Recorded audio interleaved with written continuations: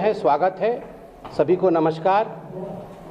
आप देख ही रहे हैं कि मीडिया में किस प्रकार से सदन को लेकर, सदन के अंदर की गतिविधियों को लेकर घमासान मचा हुआ है। पूरे देश में विपक्ष कहीं न कहीं एक अस्थिरता का माहौल बनाने की चेष्टा कर रही है, और ये आज से ही नहीं, जब से भारतीय जनता पार्टी और एनडीए की सरकार तीसरी बार बनी है, तब से जॉर्ज सोरोस के कहने पर विशेष करके राहुल गांधी और कांग्रेस पार्टी और उनके जो अलायंस पार्टनर है, देश में कहीं न कहीं संस्थाओं के ऊपर हमला कर रहे हैं। चाहे वो संस्थान सुप्रीम कोर्ट का हो, चाहे वो संस्थान इलेक्शन कमीशन का हो, या चाहे वो संस्थान स्पीकर का हो, सभी संस्थानों के ऊपर हमले करने का प्रयास, और सबसे दुखद है प्रधानमंत्री के संस्थान के ऊपर भी। मैं नहीं कहूंगा कि माननीय नरेंद्र मोदी जी के संस्थान के ऊपर, प्रधानमंत्री यह एक पद है जिसे देश चुनती है, प्रधानमंत्री जी के संस्थान के ऊपर भी हमला करने की कोशिश और प्रयास कांग्रेस पार्टी और उसके अलायंस पार्टीज करते रहे हैं। आज ऐसे ही अनेकों विषयों पे एक संक्षेप टिप्पणी मैं यहां रखूंगा।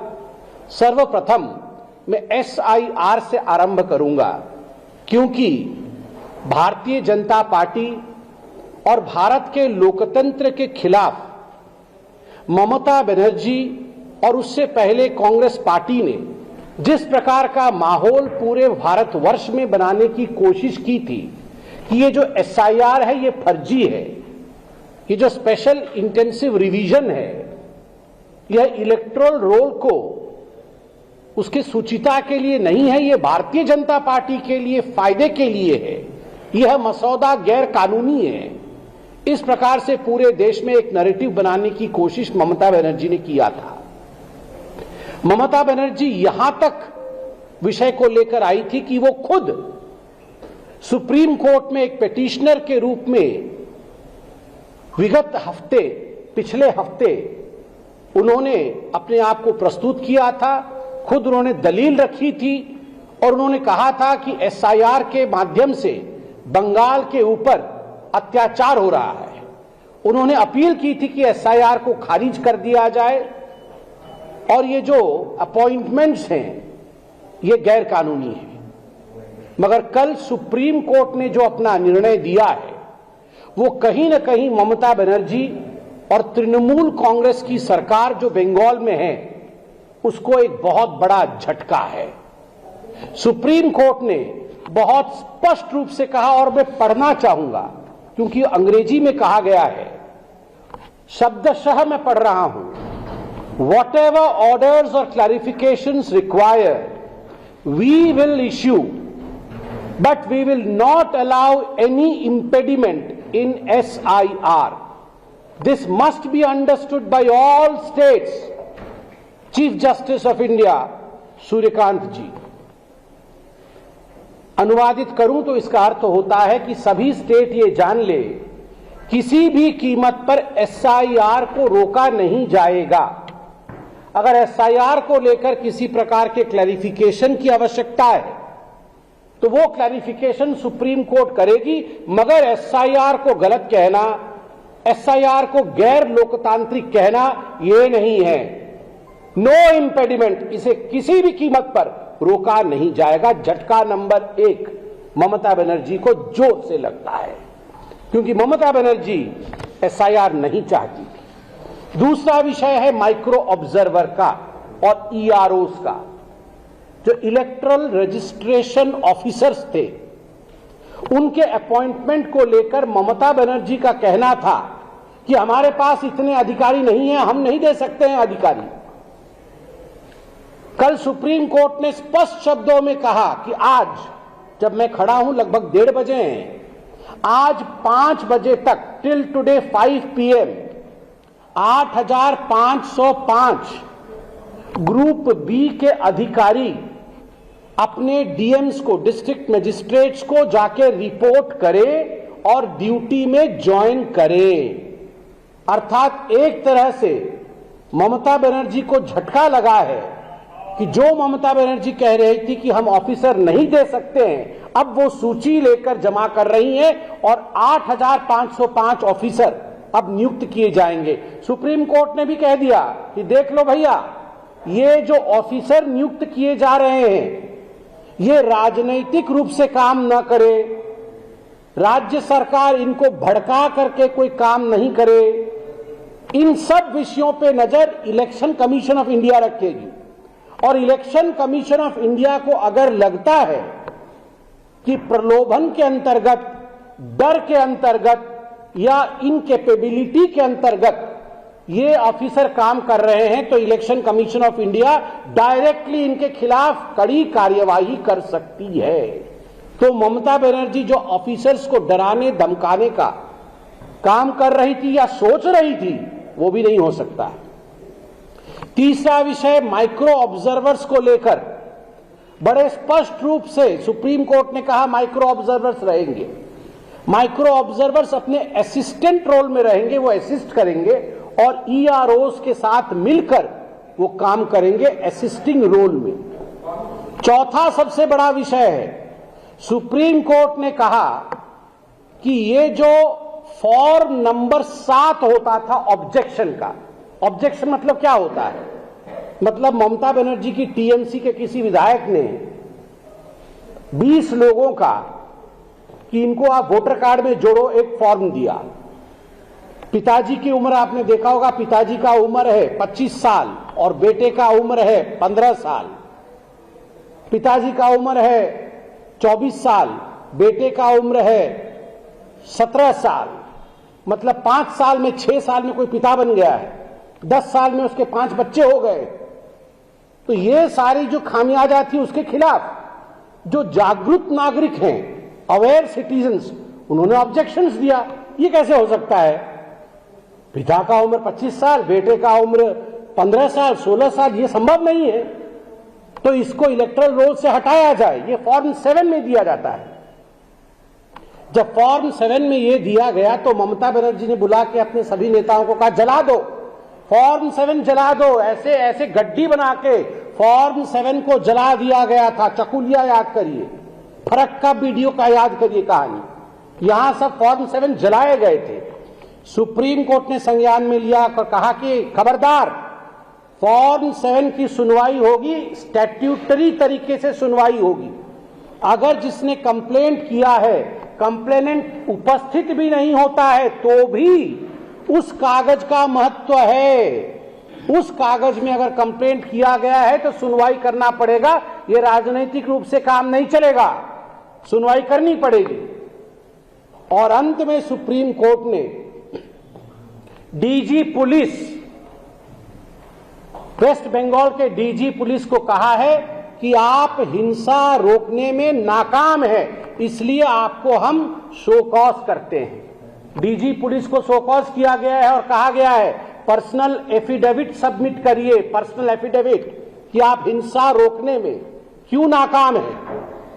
तो ये केवल डीजी पुलिस को एक तरह से शो कॉज नहीं हुआ है, ममता बनर्जी को शोकेस किया है सुप्रीम कोर्ट ने कल कि आप वायलेंस रोकने में अक्षम हैं और पर्सनल एफिडेविट दीजिए। डीजी पुलिस तो ममता बनर्जी के नीचे काम करते हैं, तो डीजी पुलिस को शोकेस होने का अर्थ होता है कि शोकॉज हुआ डीजी पुलिस, चेतावनी दी गई डीजी पुलिस को। इसका अर्थ है सुप्रीम कोर्ट ने चेतावनी दिया है ममता बनर्जी को कि आप फॉर्म 7 जला नहीं सकते हैं, आप इलेक्शन में जो ऑफिसर्स इन्वॉल्व है उनको धमका नहीं सकते हैं, उनको मार नहीं सकते हैं। उनका जीवन महत्वपूर्ण है, उनके जीवन की रक्षा करना आपका दायित्व है। अभी मैं पार्लियामेंट में सुन रहा था, न्यूज में सुन रहा था, ये अभिषेक बनर्जी कह रहे थे हम इम्पीच कर देंगे, हम सीईसी को हटा देंगे, इम्पीच कर देंगे। आजकल ये नया फैशन आया है, मतलब जिनको जनता इम्पीच करती है वो पूरे दुनिया को इम्पीच कर देंगे। क्या मजाक बना के रखा हुआ है? सुप्रीम कोर्ट ने ऑर्डर दिया तो आप सीईसी को इम्पीच कर देंगे? ऐसा नहीं होता है। लोकतंत्र में कानून के हिसाब से, आईन के हिसाब से, लॉफुल तरीके से देश चलता है।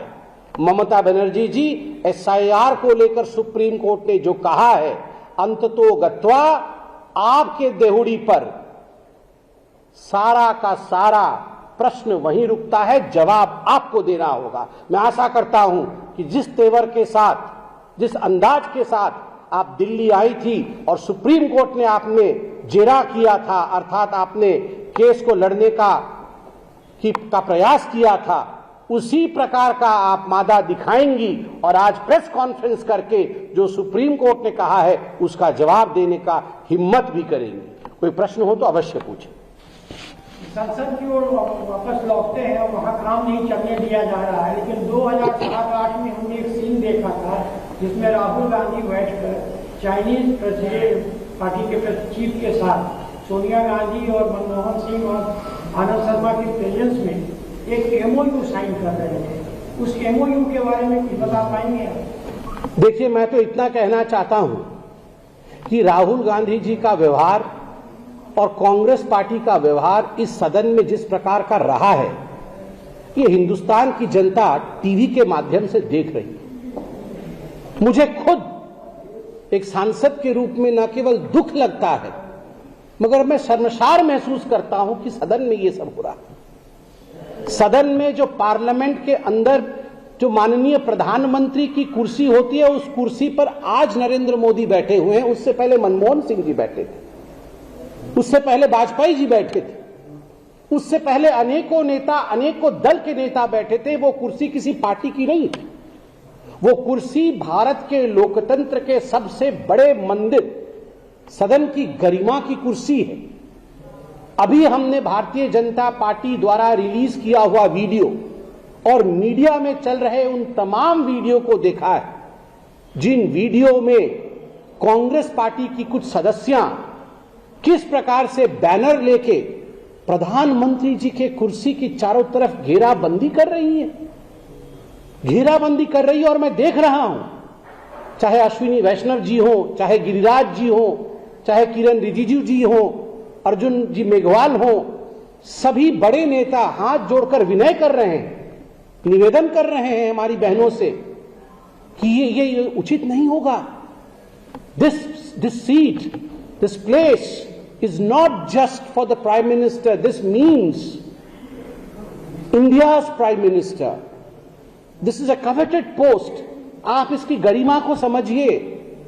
हम भी सत्ता से बाहर बहुत वर्ष रहे हैं। अधिकांश समय भारतीय जनता पार्टी ट्रेजरी मंच में नहीं बैठी है, ऑपोजिशन में बैठी है। आप याद करिए, कभी राजमाता सिंधिया, कभी सुषमा स्वराज जी, इतनी बड़े सदस्य, ये कभी जाके इन्होंने प्रधानमंत्री जी की कुर्सी को घेरने की कोशिश की हो? कभी इस प्रकार का व्यवहार दिखाया हो? राहुल गांधी जी के इशारे पर प्रधानमंत्री की कुर्सी के चारों तरफ घेराबंदी करने की कोशिश करना, प्रधानमंत्री जी के अहित करने की चेष्टा करना कि अगर वो हाउस में आते हैं तो हम कुछ ना कुछ ऐसा करेंगे जिससे उनका अहित होगा। ये कैसी सोच है? ये कैसा सोच है? आप खुद सोच के देखिए। मुझे लगता है पूरे हिंदुस्तान को सोचना होगा। And the time has come when India should impeach Rahul Gandhi and the Congress party from politics. Sir, Congress party has submitted no confidence motion against Om Birla ji. Also, Congress is saying that Om Birla ji is acting like under BJP pressure. देखिए, Congress party के राहुल गांधी जी ने और Congress party के नेताओं ने, मैंने अभी TV पर देखा, प्रेस कॉन्फ्रेंस के लिए मैं आया था, तो उन्होंने माननीय स्पीकर के लिए अविश्वास का प्रस्ताव दिया है। इस पर पार्लियामेंट ही जवाब देगी। I am not authorised to speak on that. ये इशू, उसका मैंडेट कहीं और है, स्पीकर का ऑफिस इस पे कह सकता है। मगर मैं एक बात कहना चाहूंगा कांग्रेस पार्टी को और खास करके राहुल गांधी को, आप इतने एंटाइटल्ड हैं, आप इतने एंटाइटल्ड महसूस करते हैं अपने आप को कि आप कोई नियम नहीं मानेंगे, आप सदन का कोई भी कानून नहीं मानेंगे और उसके ऊपर आप कहेंगे कि हम किसी पर विश्वास नहीं करते, अविश्वास लेकर आएंगे। और ये केवल सदन के अंदर नहीं हुआ, यही कांग्रेस पार्टी कुछ दिन पहले तमिलनाडु में एक जस्टिस के खिलाफ उन्होंने न्यायोचित न्याय दिया, न्यायोचित वर्डिक्ट दी दीपम केस को लेकर, उनके खिलाफ भी, उस जस्टिस के खिलाफ भी इंपीचमेंट ला रही थी। सुप्रीम कोर्ट ने कल उसको अपहोल्ड किया है। जो जस्टिस साहब ने किया था ठीक किया है। आप उस जस्टिस के खिलाफ भी इंपीचमेंट ला रहे थे।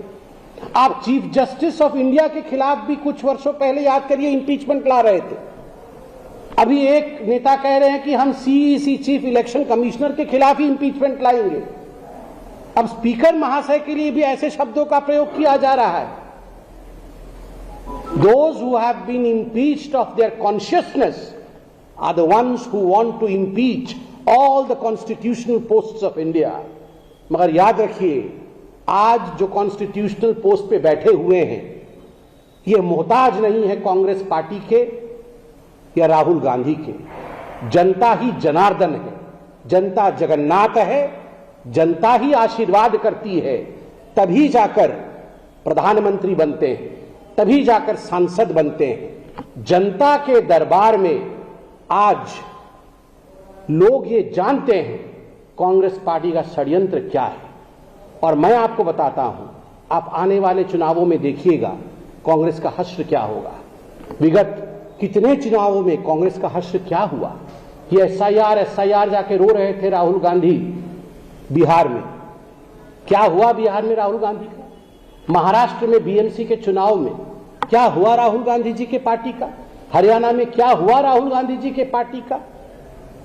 एक मैच्योर बिहेवियर के साथ आगे बढ़ना चाहिए। Immaturity does not take you anywhere mister Rahul Gandhi.